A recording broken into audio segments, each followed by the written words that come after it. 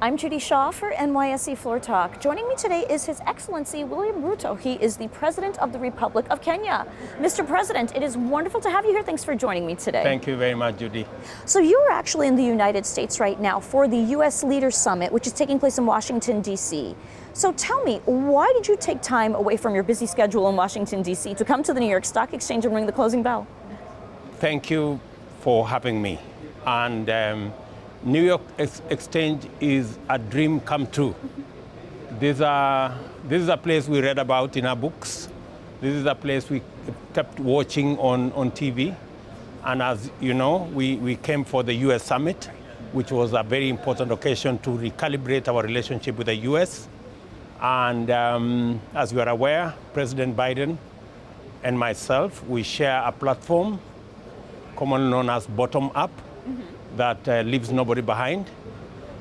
We are, however, not yet settled on who owns the intellectual rights of Bottom Up. Okay. But that will happen somewhere down the road. Okay. What are some of your takeaways from the summit right now? What are you learning here, in this meeting with the other African leaders? I think the summit presented a huge opportunity, and to tell America that in Africa and in Kenya, there is opportunity. And that opportunity exists. I know, for example, that we have huge stocks being traded here. And the opportunity that exists between America and our continent is huge. Africa is home to 1.2 billion people. Africa has the youngest population, median age of 20.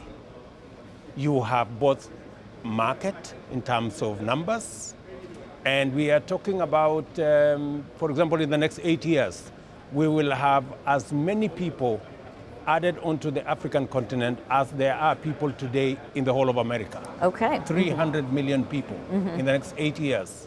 That's the growth of the population. So now let me ask you. Now, Africa is perceived by the global investment community as being somewhat high risk due to political instability, governance challenges, and a lack of enabling environment for a private sector. It's the lacking of that environment.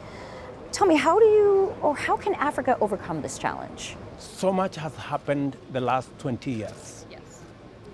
As I talk to you today, we have $160 billion worth of sovereign bonds by African governments in the market. And the good news is that they are performing 98 towards 99% of those bonds are performing. 98, 99%, can you consider that risky? Do you think there is a problem? I don't think so. And for your information, these bonds are better in terms of yield than the treasury from the US. So there is great opportunity, and the risk element has been proven by the markets themselves that we have an opportunity for Africa to grow alongside the US. Okay, so tell me now, Mr. President, what is your message to the US investor community? The US investor community, my message to them is they are coming late into the party. We have raised huge resources as African government, including Kenya, using sovereign bonds traded even here in this stock exchange. And those huge resources, we are using it to develop some of the biggest infrastructure developments in Africa. But who is doing the development? Our friends from Asia. The private sector in the US is slipping through this revolution. My message to them is that there is great opportunity in Africa. Come with your capital, come with your technology, come with your know-how. Africa will give you the market, the human capital, the labor. We have millions of young people, median age 20, and we have huge resources. In fact, Africa holds the opportunity to to decarbonize industrialization in our century. And that opportunity exists. The U.S. need to take advantage of it. Wonderful. All right. Well, Mr. President, wonderful to have you on NYSE Floor Talk. Thank you so much for joining me today. Thank you very much, Judy. It was my pleasure to talk to you. Thank you. Yes.